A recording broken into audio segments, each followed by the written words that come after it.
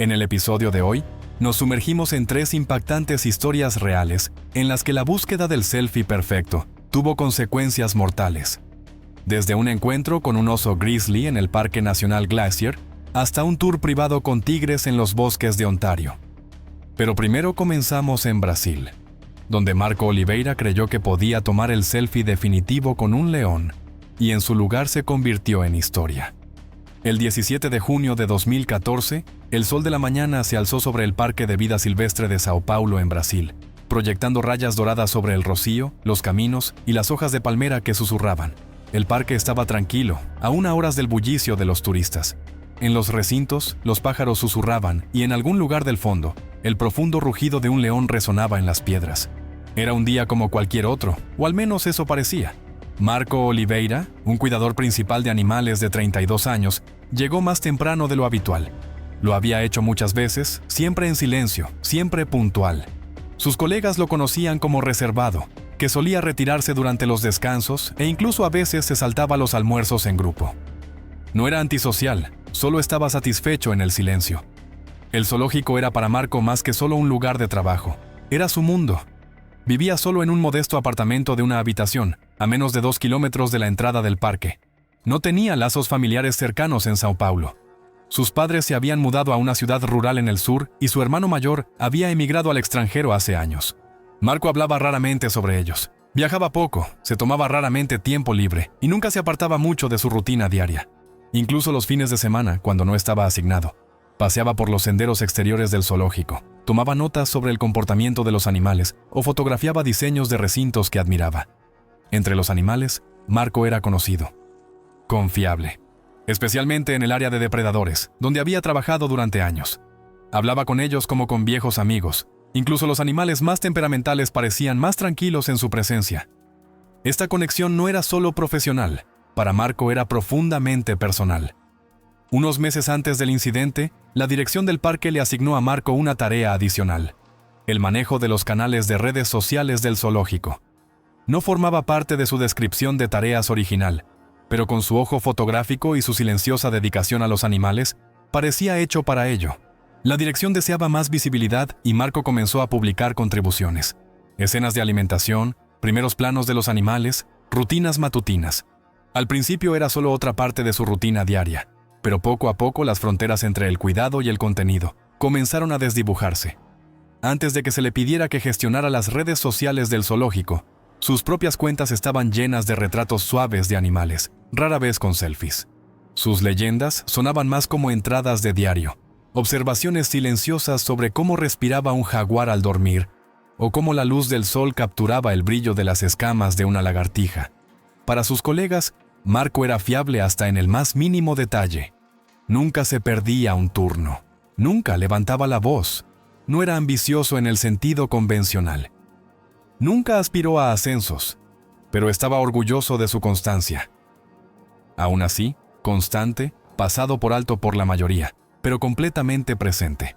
A pesar de su naturaleza tranquila, Marco había asumido un nuevo rol que el parque le había ofrecido: la gestión de los canales de redes sociales. Nunca lo había pedido, pero cuando le asignaron la tarea, la tomó en serio. Le daba un sentido que iba más allá de los horarios de alimentación y la limpieza de recintos. Comenzó a tomar fotos, primero de los animales, luego de sí mismo con los animales. Siempre a distancia, detrás de cercas o vidrio, a veces con un colega cerca que tomaba la foto. Estas publicaciones aumentaron poco a poco la presencia en línea del zoológico. La dirección del parque lo notó y Marco también. Con el tiempo, las publicaciones se volvieron más profesionales. Aprendió trucos con la luz, perspectivas, hashtags. A las 8:43 de ese día, 15 minutos antes de la apertura, se vio a Marco en las cámaras de seguridad de alta resolución de la instalación, entrando en el área de los grandes depredadores, más precisamente cerca del recinto de los leones africanos. Llevaba su equipo para la alimentación, un contenedor de carne, guantes, botas, pero inusualmente también sostenía su teléfono móvil privado en la mano. Las cámaras grabaron cada paso. A esa hora no estaba programada ninguna alimentación y el cuidador principal de los depredadores, que normalmente supervisaba los protocolos de los leones, tenía el día libre. Marco se movía con determinación. Las cámaras de vigilancia mostraron cómo desbloqueó la segunda puerta con 2 códigos. el suyo propio y un segundo código que había obtenido días antes, alegando que debía cubrir el turno de un colega enfermo. Como no había nadie más presente, eludió el protocolo de seguridad de 2 personas requerido. En la entrada se detuvo brevemente, miró una vez hacia el pasillo vacío y luego entró en la zona de preparación del recinto. Dentro, subió parcialmente una de las persianas superiores para dejar entrar más luz. Las cámaras mostraron cómo miraba la pantalla de su móvil y lo ajustaba en la mano. Luego entró por la última puerta al recinto de los leones. El recinto imitaba la sabana tanzana, con rocas dispersas, un pequeño estanque y una plataforma de descanso sombreada. Al otro extremo descansaba César, la atracción principal del parque, bajo un árbol. El león macho de 204 kilogramos yacía quieto. Su pecho se levantaba y bajaba en un ritmo constante. Marco dejó el equipo de alimentación como de costumbre, tal vez para que la escena pareciera una rutina si alguien hiciera preguntas. Luego dio unos pasos hacia adelante, con el móvil en la mano, le dio la espalda al león y comenzó a levantar la cámara.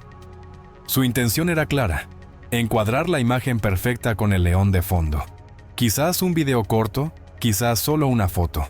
Algo llamativo para aumentar el alcance matutino del zoológico. En ese momento, no había nadie más cerca. Las cámaras en el corredor no mostraban a más personal en el área. Marco estaba solo. La cabeza de César se levantó. Sus ojos fijaron la figura que invadía su territorio. A las 8:46, el león se movió. Comenzó con un gruñido profundo, apenas audible en el audio de las cámaras de vigilancia. César se levantó de su lugar, los músculos bajo su pelaje dorado se tensaron, y dio un solo paso hacia adelante. Este movimiento captó la atención de Marco. Se dio la vuelta un poco tarde, el móvil todavía levantado. El león no dudó. Se lanzó. 4,5 metros de distancia desaparecieron en menos de 2 segundos. Marco se estremeció, tambaleándose hacia atrás mientras la imagen de la cámara se desdibujaba. El impacto lo lanzó de espaldas. Su teléfono móvil voló hacia la arena. Una segunda cámara, montada desde otro ángulo, capturó el momento exacto en que César saltó, con las garras extendidas y la boca bien abierta. Marco gritó. El primer zarpazo alcanzó su hombro izquierdo y el cuello, desgarrando tela y piel. Instintivamente se giró hacia un lado. Intentó proteger su rostro, pero César ya estaba sobre él antes de que pudiera incorporarse. La enorme pata delantera del león aterrizó en el pecho de Marco, presionándolo con una fuerza abrumadora contra el suelo. Un momento después, César hundió sus dientes en el costado de Marco, justo debajo del pecho. La sangre se acumuló de inmediato en el suelo. En el corredor, una joven cuidadora de animales, que regresaba temprano de una pausa para el café, escuchó los sonidos lejanos y se dirigió hacia el pasillo del recinto. Al principio fue solo ruido, un golpe sordo, luego un grito ahogado. Pero el siguiente sonido, un grito gutural y de pánico, hizo que se le cayera el vaso y salió corriendo. Dentro del recinto, Marco luchaba, daba patadas débiles, intentaba arrastrarse hacia atrás, mientras César lo arrastraba por la pierna. El león mordió de nuevo, esta vez en la parte baja de la espalda de Marco, y lo sacudió violentamente. Sus gritos se hicieron más cortos, más roncos. Un último movimiento de la cabeza del león, luego silencio. La joven cuidadora de animales llegó al panel de control, activó la alarma de emergencia y desencadenó el cierre. En cuestión de segundos, las sirenas resonaron por el ala de los depredadores. 2 empleados más llegaron, apresurados con el equipo de tranquilización de emergencia en la mano. Pero fue inútil. Cuando llegaron a la segunda puerta, el cuerpo de Marco estaba inmóvil y César rondaba inquieto, alterado por el ruido. La sangre teñía su hocico. El personal utilizó un sistema de disuasión acústica fuerte para llevar a César al área de contención antes de entrar al recinto. Bajo supervisión armada, sacaron a Marco, pero ya era demasiado tarde. Su cuerpo presentaba profundas heridas desgarradas en el pecho, abdomen y espalda. Su cráneo estaba fracturado, sus costillas destrozadas bajo el peso del ataque de César. Fue declarado muerto antes de que llegaran los equipos de rescate. El Parque de Vida Silvestre de São Paulo permaneció cerrado durante 3 días. Detrás de las escenas, el personal estaba conmocionado. Marco había sido uno de ellos, tranquilo, confiable, con una profunda dedicación. El duelo se mezcló con confusión cuando se difundió la noticia de que había eludido los sistemas de seguridad que él mismo había enseñado a los nuevos empleados. Las grabaciones de video no dejaron espacio para especulaciones. Había actuado solo, consciente y mortalmente fuera del protocolo. En los días siguientes, el zoológico implementó cambios inmediatos. Escáneres biométricos reemplazaron el acceso basado en códigos a todos los recintos de depredadores, y las responsabilidades de marketing se separaron permanentemente de las tareas de cuidado de los animales. El león César no fue sacrificado. Las autoridades llegaron a la conclusión de que el animal había reaccionado como lo haría cualquier depredador superior, cuando un humano invade su territorio. La historia de Marcos es un recordatorio brutal de lo que sucede cuando la búsqueda de la foto perfecta supera la seguridad. Pero el mismo error se repitió solo 5 años después. Sin cercas, sin rejas, solo una pareja joven y un cazador silencioso en la naturaleza de Montana. El 12 de agosto de 2019, Sarah y Michael Winscott se despertaron temprano, despertados por el viento que soplaba a través de los pinos fuera de su cabaña alquilada, en West Glacier, Montana. Era su tercer día en el Parque Nacional Glacier, y el último día completo de un viaje que habían esperado con ansias durante meses.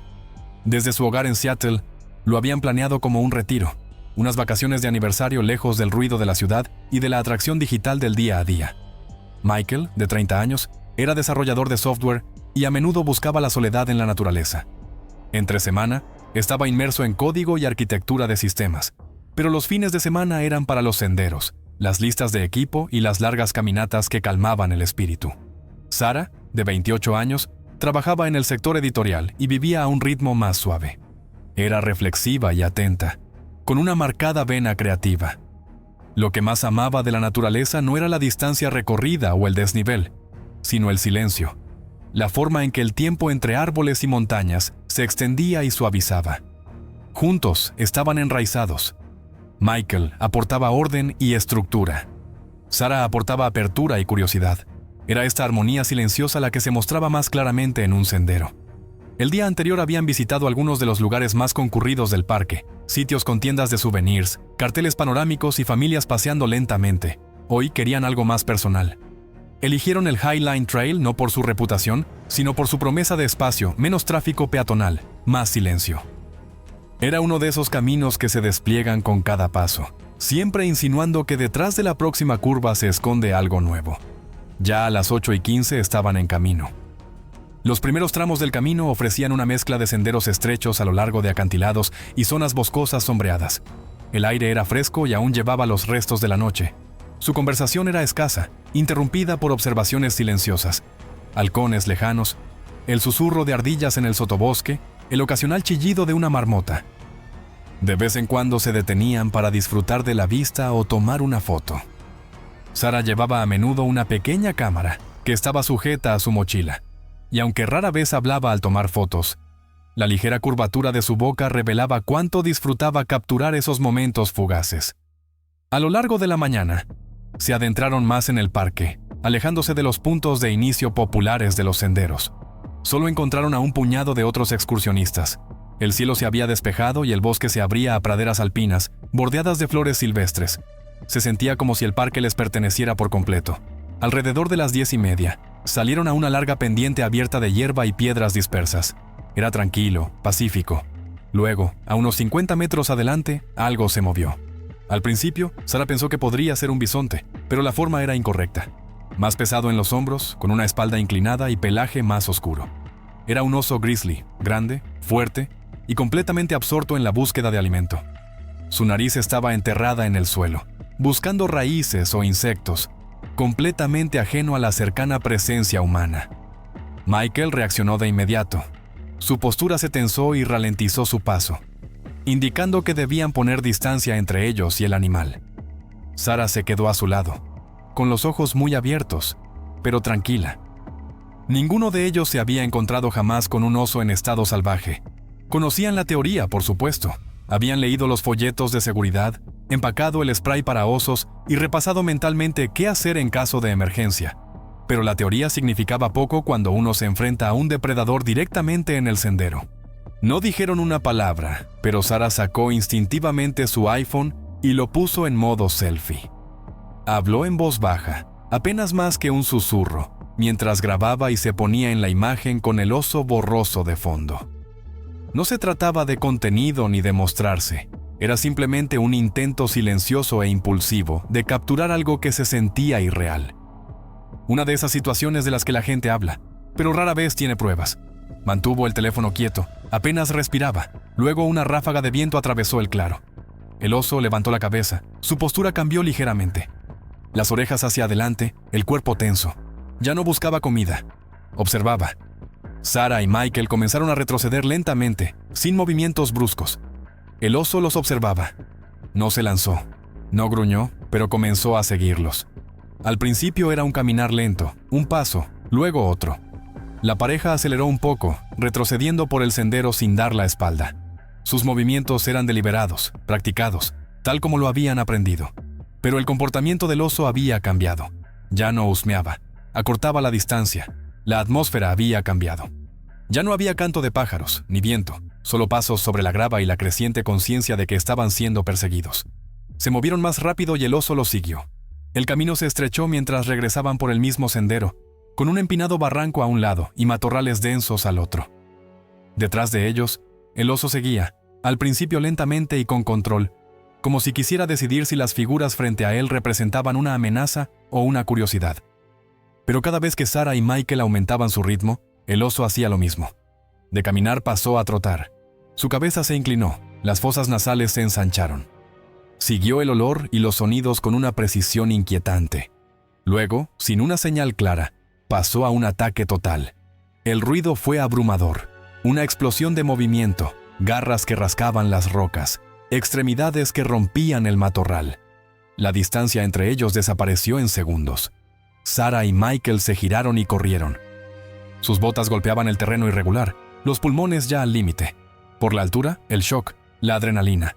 El bosque se desdibujaba en su huida, pero el oso era más rápido, mucho más rápido. Sarah tropezó primero. Su pie se enganchó en una piedra al borde del camino y cayó hacia adelante. El hombro golpeó el suelo. Intentó levantarse, pero el oso ya estaba allí. La golpeó por detrás. Una garra masiva rasgó su chaqueta y el tejido muscular subyacente. Se desplomó nuevamente bajo el impacto, los brazos instintivamente sobre la cabeza.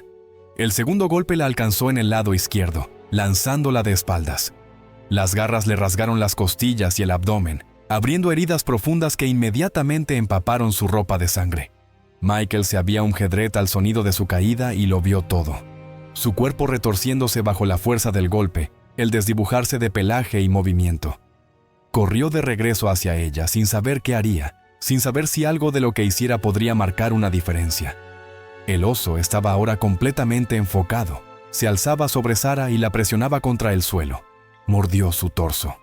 Sus mandíbulas atravesaron tela y carne, aplastaron costillas bajo su peso. Se detuvo justo fuera del alcance del oso. El instinto lo detuvo. Buscó el spray para osos. Forcejeó con la tapa, levantó el brazo, pero el ángulo era incorrecto. El oso demasiado bajo, el caos demasiado inmediato. El spray no lo alcanzaría. Lo sabía. El oso ni siquiera le echó un vistazo. Toda su atención estaba en Sarah. En un momento de absoluta claridad, Michael se dio cuenta de que con las manos desnudas no podía hacer nada que cambiara el resultado. El oso no se dejaba intimidar por los gritos, ni se desconcertaba por la presencia de una segunda persona. Había decidido que ella era una amenaza o una presa, o simplemente estaba demasiado cerca. Cada instinto de supervivencia en él gritaba que debía correr, y eso hizo. Michael se dio la vuelta y corrió. Corrió por el sendero, impulsado por el miedo, la culpa y la impotencia. Cada curva se sentía como una traición, cada paso lejos de Sarah como otro abandono. Mientras corría, sacó su teléfono móvil e intentó pedir ayuda, pero no había señal. Solo una pantalla vacía y un símbolo de SOS parpadeante. Casi 3 kilómetros más adelante en el camino, se encontró con 2 excursionistas mayores que descansaban en una bifurcación del sendero. Gritó, hizo señas, pero no disminuyó la velocidad. En la intersección de los senderos High Line y Loop, finalmente alcanzó a una guardabosques voluntaria, una guardabosques fuera de servicio que estaba estacionada en un pequeño puesto de información. Ella reconoció su pánico de inmediato y se comunicó por radio con la central del parque. Todo lo que pudo informar fue sobre un hombre desesperado que hablaba de un ataque de oso. Guardabosques con entrenamiento de emergencia para áreas remotas fueron enviados desde la estación más cercana. Otros se dirigieron desde puntos de entrada cercanos. El terreno era empinado, los caminos eran estrechos. Pasó más de 1 hora hasta que la ayuda llegó al lugar de los hechos. Cuando llegaron, Sarah había desaparecido. Su cuerpo fue encontrado a unos 6 metros del camino principal, parcialmente enterrado bajo un montón de ramas, tierra y vegetación pisoteada. El oso la había escondido. Un comportamiento instintivo, no depredador, sino una reacción territorial. Sus heridas eran catastróficas. Varias cortaduras en la espalda, el pecho y el abdomen, costillas destrozadas, así como profundas heridas punzantes en el hombro y el cuello. El forense determinó más tarde que había muerto dentro de minutos después del primer ataque. El oso había desaparecido. No había indicios de que todavía estuviera cerca, y en los días siguientes no se reportaron más ataques. Los guardabosques marcaron el lugar, cerraron el tramo del camino y comenzaron una búsqueda minuciosa del área para asegurarse de que no hubiera más excursionistas en peligro. Michael regresó con ellos, pero solo para identificar su cuerpo. En los días siguientes, el Parque Nacional Glacier cerró el Highline Trail por tiempo indefinido. Los guardabosques colocaron señales de advertencia, desviaron el tráfico de senderismo y comenzaron a revisar sus protocolos de seguridad en el manejo de la vida silvestre. La investigación se completó rápidamente. El comportamiento del oso fue defensivo, no agresivo.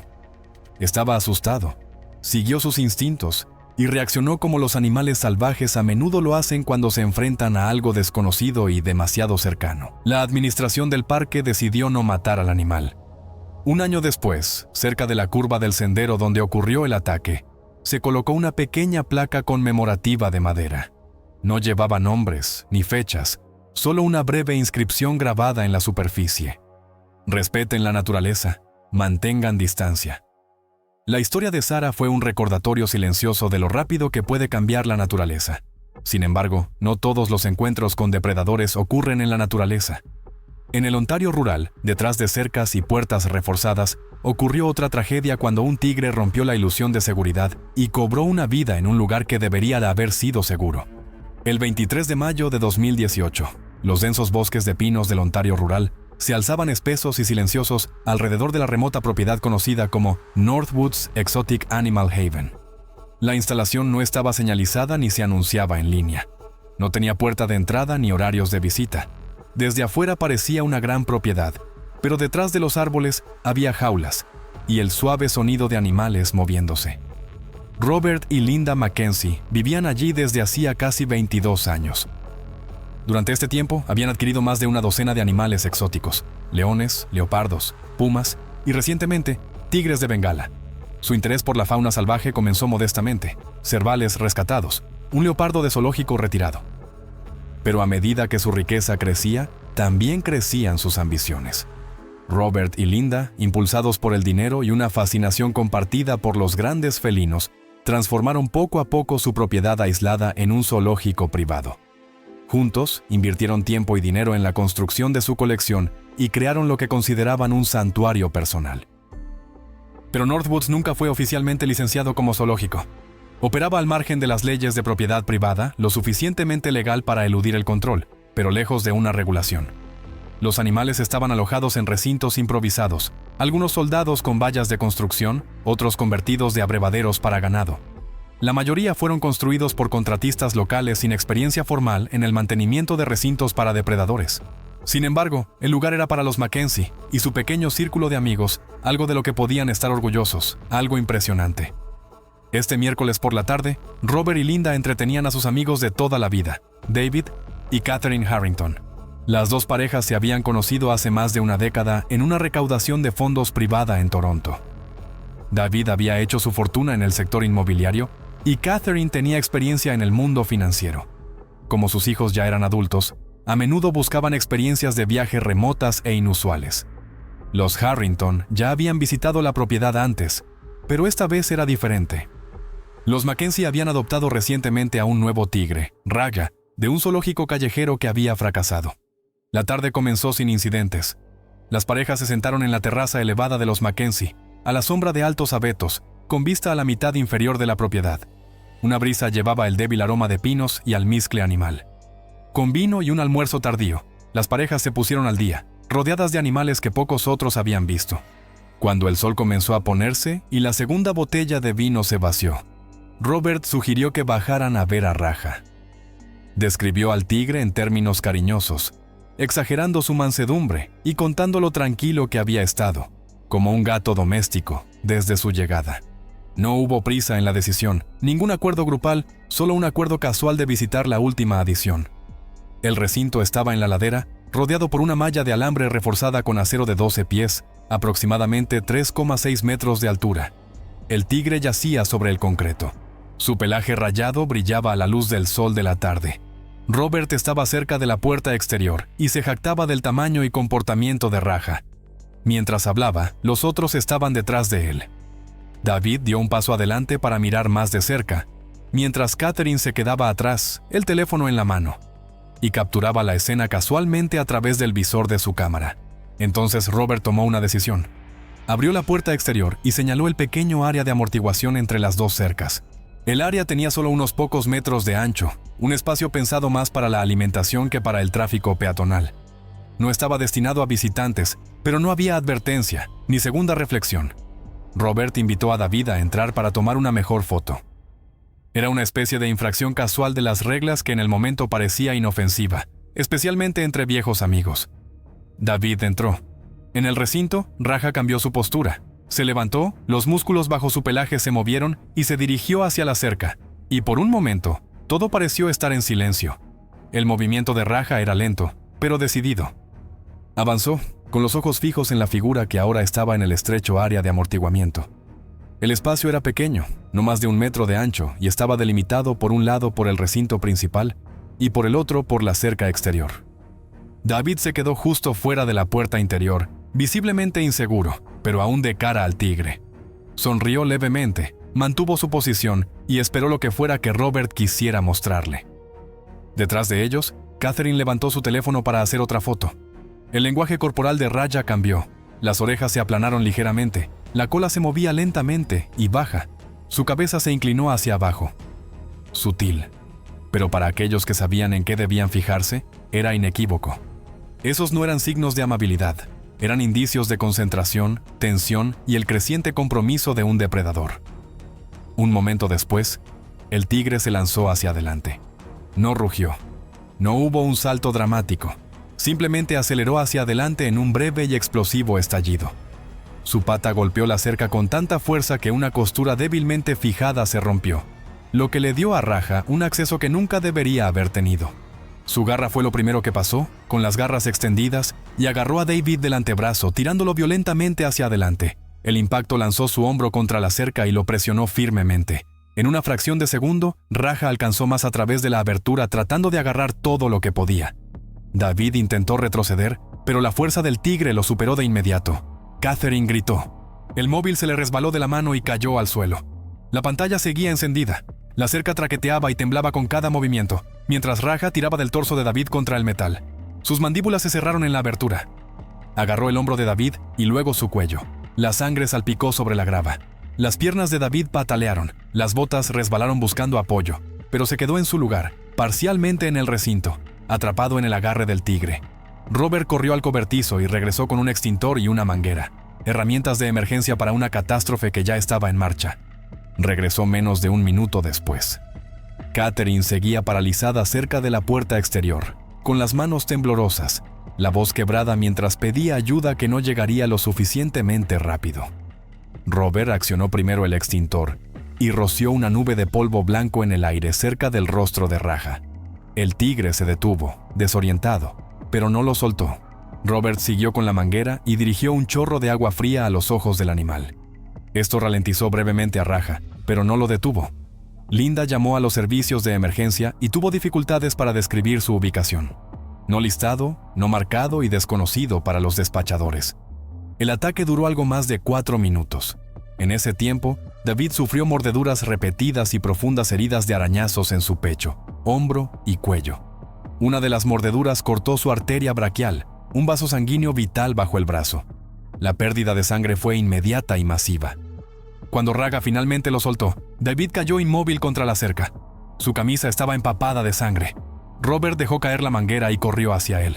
No había pulso. 22 minutos después de la llamada de Linda, llegó una unidad de bomberos voluntarios seguida de paramédicos. Los socorristas encontraron a Catherine, que aún estaba en estado de shock cerca de la puerta exterior. Robert estaba de pie con las manos cubiertas de sangre, en silencio. David yacía en el suelo, donde había caído, rodeado de un sendero de tierra removida, hierba aplastada y marcas rojas. Los intentos de reanimación fracasaron. David Harrington fue declarado muerto durante la preparación para el transporte aéreo en el Hospital Sunnybrook, en Toronto. La causa oficial de la muerte fue exsanguinación debido a una arteria seccionada en el hombro y múltiples heridas de arma blanca. La investigación reveló una serie de errores evitables. La cerca estaba dañada. La zona de amortiguación era insuficiente. No había sedantes en el lugar. No había procedimientos de emergencia escritos y no había formación formal. Robert Mackenzie había construido su instalación sobre la base de la confianza y la improvisación, no sobre la seguridad o la supervisión. Se consideraron cargos penales, pero finalmente se retiraron. Catherine Harrington presentó en su lugar una demanda por negligencia y representación errónea del riesgo. Los Mackenzie llegaron a un acuerdo extrajudicial, y los animales restantes fueron retirados discretamente de la instalación. Northwoods fue cerrado definitivamente.